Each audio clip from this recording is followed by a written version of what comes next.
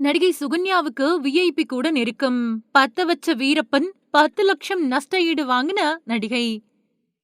90கள்ல சினிமாவுக்கு அறிமுகமான சுகன்யா பல ஹிட் படங்கள்ல நடிச்சிருக்காங்க. சிறந்த நடிகை அப்படின்னு பேர் எடுத்த அவங்க திடீர்னு கல்யாணமாகி செட்டில் ஆயிட்டாங்க. ஆனா அந்த கல்யாண வாழ்க்கை பாதியிலேயே முடிஞ்சதுக்கு அப்புறமா சிங்கிளாவே இருக்காங்க.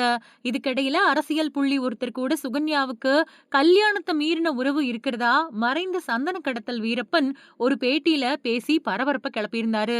பாரதி ராஜா இயக்கத்துல வெளியான புதுநெல்லு புதுநாத்து படத்துல ஹீரோயினா அறிமுகமானவங்க தான் சுகன்யா.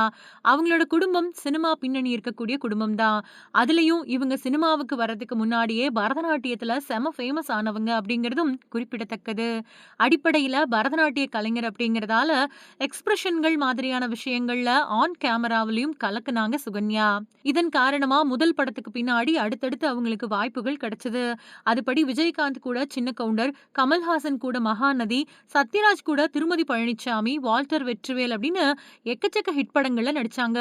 குண்டு மொழி, சூப்பரான அழகு, அசத்த வைக்கக்கூடிய திறமை மாதிரியான விஷயங்கள் அவங்களுக்கு இருந்ததால எந்த ரோல் குடுத்தாலும் அதுல அசத்துனாங்க. ஷங்கர் இயக்கத்துல உருவான இந்தியன் படத்துல கமல்ஹாசனுக்கு ஈடா சுகன்யாவுக்கும் மேக்கப் ரொம்பவே அசத்தலா போடப்பட்டிருந்தது. அவங்களும் அதுல சிறப்பாவே நடிச்சிருந்தாங்க. இருந்தாலும் கமலுக்கு போடப்பட்ட மேக்கப் பேசப்பட்டுச்சு, கொண்டாடப்பட்டுச்சு. அதே மாதிரி சுகன்யா பேசப்படல அப்படிங்கிறதும் குறிப்பிடத்தக்கது. இருந்தாலும் தொடர்ந்து தன்னோட கடன் பணி செய்து கிடக்கிறதா அப்படிங்கிறது மாதிரி வேலைகளை செஞ்சுட்டு வந்தாங்க. அவங்களோட கெரியர் நல்லபடியா போயிட்டு இருந்த சூழல்ல திடீர்னு கல்யாணம் பண்ணிக்கிட்டு வெளிநாட்டுல செட்டில் ஆயிட்டாங்க. ஆனா கல்யாணமான சில வருஷத்திலேயே கணவன் மனைவிக்குள்ள பிரச்சனை வந்ததால விவாகரத்து வாங்கி பிரிஞ்சுட்டாங்க. அதுக்கு பின்னாடி யாரையுமே கல்யாணம் பண்ணிக்காத சுகன்யா இப்ப வரைக்கும் சிங்கிளா தான் இருக்காங்க.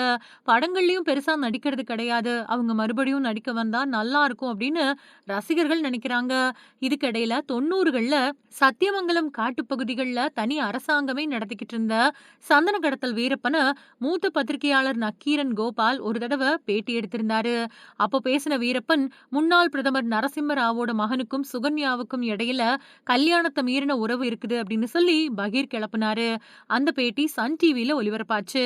அதை பார்த்து அதிர்ச்சி அடைஞ்ச சுகன்யா, அந்த பேட்டியால என்னோட நற்பெயருக்கு களங்கம் வந்துருச்சு, என்னோட சினிமா வாய்ப்புகளும் பாதிக்கப்பட்டது, மன உளைச்சலும் ஏற்பட்டுச்சு. அதனால எனக்கு 10,00,000 ரூபாய் நஷ்ட ஈடு சன் டிவி கொடுக்கணும் அப்படின்னு வழக்கு தொடர்ந்திருந்தாங்க. இந்த வழக்கு கடந்த 30 வருஷங்களுக்கும் மேலா விசாரிக்கப்பட்டது. இந்த நிலையில சென்னை உயர்நீதிமன்றம் கொடுத்திருக்கக்கூடிய உத்தரவுல சுகன்யாவுக்கு சன் டிவி தரப்புல இருந்து 10,500,000 ரூபாய் நஷ்ட ஈடு வழங்கணும் அப்படின்னு குறிப்பிடப்பட்டிருக்கு.